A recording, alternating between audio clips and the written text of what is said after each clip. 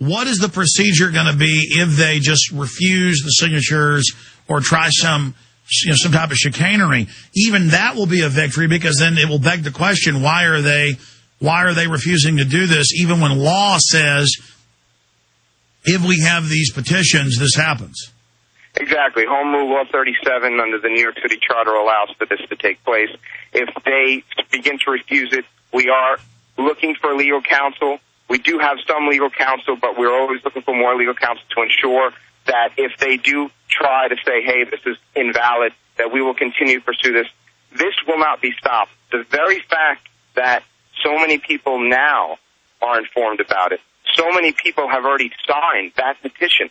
I mean, we're in a city of 8 million people. To have 68,000 plus signatures already signed saying we need new investigation, that just begs to say, hey, what if we had 100 petitioners or 200 petitioners going out showing New York City voters this petition? How many more signatures could we get? It shows that New York City understands what we were. Yeah, what have you got? Story. What have you got? 80+% of New York. That's what the New York Times poll said. Do you believe we've been lied to about 9/11? 84%. That was 3 years ago. Absolutely. 3 years ago, 84% in a scientific poll. Look, we've won the war for 9/11 truth in that we've woken up the public. But the public all feels like they're by themselves. The public feels like they're the minority. We're the majority. And look at how more and more about government-sponsored terror comes out. And now the chief counsel of the 9/11 Commission comes out and says we made a deal with the Pentagon to lie about what really happened. I mean, we're this close to exposing these murderers. Manny, do you think the people that carried out the attacks ever thought that I would stand up, that you would stand up, that so many others would stand up and speak out? I think they might have had that inclination, though I do want to say that they never knew the strength and the power of what we bring. And that's truth. And that's justice. And that's more than anything that they could ever throw up against us. The fact that we have over 60 family members that have already signed the statement of support, the fact that we have first responders and survivors signing our statement of support, that list is building every single day, every single hour. Okay, there are people that know what happened. They want a true investigation. You can't stop that. You can't stop liberty. This is true liberty. This is something that we were all conditioned to grow up with, to say, hey, you know what? You live in the United States of America, free America. Well, guess what? We have an opportunity now to really bring that to the public, to bring it to the voting booth, to bring it to where it's got to go. Absolutely. Manny, briefly, tell folks about what happened with you, because you're lost family. You're able to go to these meetings, specifically the names of the meetings and dealing with these whitewashed kangaroo trials of supposed Al-Qaeda people from Gitmo. Tell us about that. Yeah, I'm going to tell you a little bit about that. I'm actually going to send to you an article, Alex, and I just want to say to everyone listening to send articles in when these things happen, because this is news that needs to get out to the public. This is not something that the public hears about. We are way too much about celebrity and other related nonsense.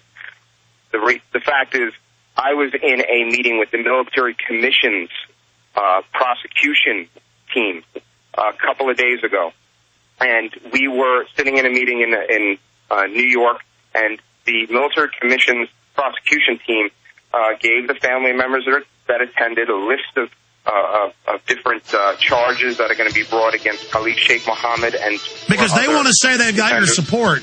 They want to be able to say in the media, oh, the family likes kangaroo trials, as if you're not for kangaroo trials and the end of freedom in America and the end of the Bill of Rights, you're with Al-Qaeda. Stay there, Manny. Tell folks what happened when we get back. This is amazing and important and newsworthy info. He's sending us an article in the next few days to post at Infowars.com. You'll hear it here first when we come back.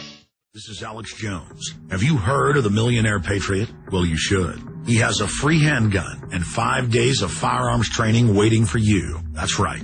You can attend 5 days of world-class gun training at Front Sight Firearms Training Institute and secure a 30-state concealed weapons permit, all for pennies on the dollar. Plus, if you act fast, the Millionaire Patriot will give you a free Springfield Armory XD pistol in the caliber of your choice. I believe now is the time that you and your family need to be armed and trained to levels that exceed law enforcement and military standards. Front Sight provides such training without any boot camp mentality or drill instructor attitudes. This is real. Don't miss out. Secure a Front Sight defensive handgun course, plus a 30-state concealed weapons permit for pennies on the dollar, and get your free handgun. Go to frontsight.com today. That's FRONTSIGHT.com. Go to frontsight.com for your training and free gun. In the next segment, I'm going to jam a few of your patient calls in before Gilbert Griffin joins us with Balance of Transmission. Hey, just side issue before we get into this briefly, what you saw with the military commissions meeting is they try to legitimize the joke they're carrying out. Because you can't just stage the attack. You've then got to stage trials of innocent people, and that's now coming out.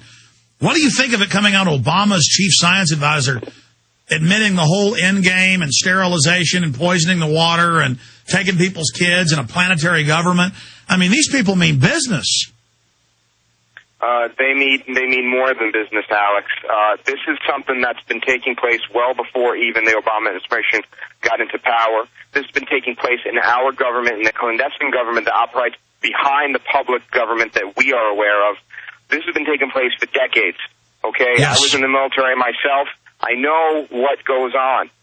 And the fact is that when we hear things on through the mainstream media, we have got to look at that critically. And we have got to go to the sources and find out what are they really telling us. And when I went into this military commission's hearing for the family members, I was already told by other family members that went there that, you know, they're going to just try to fluff it up and they're going to try to, well, you know what, Alex, it was a textbook example of what propaganda is.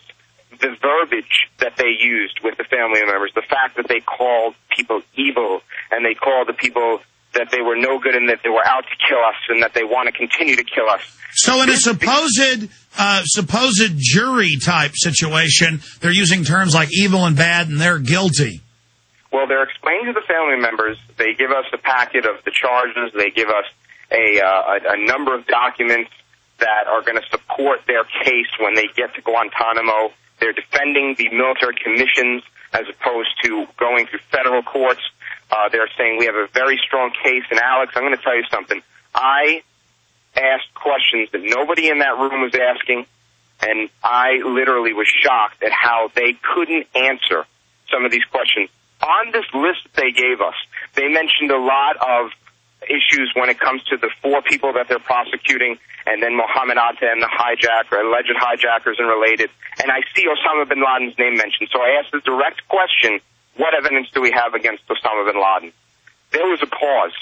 And I want to tell you, this pause happened many a time through the questions I was asking. And by the way, for those that don't know, the FBI doesn't even list him on the most wanted for 9/11. He is not even listed for 9/11. Well, that was what was brought up because I had mentioned that. I said, what evidence do you have against him? They just got finished saying that the FBI helped them out tremendously, that they helped them out so much in gathering the evidence. I said, what evidence do you have against Osama bin Laden? I said, because the FBI website does not even mention that he's wanted for 9/11. Another great long pause. Now, let me tell you, a lot of people on the prosecution, you tried to answer at the same time. They got flustered, and they were saying, where did you hear that from? And where did you get that from? And I'm like, let me ask you this. How come Mohammed Atta, the transfer that he received from the ISI chief, about a year before 9/11, how come that's not mentioned in here? How come you're not bringing evidence into this case that would put foreign governments, in a position where, hey, they have to begin to answer questions what happened? They were silent, okay? They couldn't answer I asked them about Sybil Edmonds, Alex. When I asked them about Sybil Edmonds, I said, what about the evidence that she's brought up? Are you going to use this in the trial? They had the gall to say to every family member that they have no idea who Sybil Edmonds is. Meanwhile, she worked as a translator. These are people, and I'm going to tell you this, Alex. When I mentioned Sybil Edmonds, one of the gentlemen that was on this prosecution team went to the rest of them and said, mouth this. That's closed, meaning they knew exactly who she was. Stay there. Back in 1 minute. This is key. Everything we said came true. Everything we've done has been right.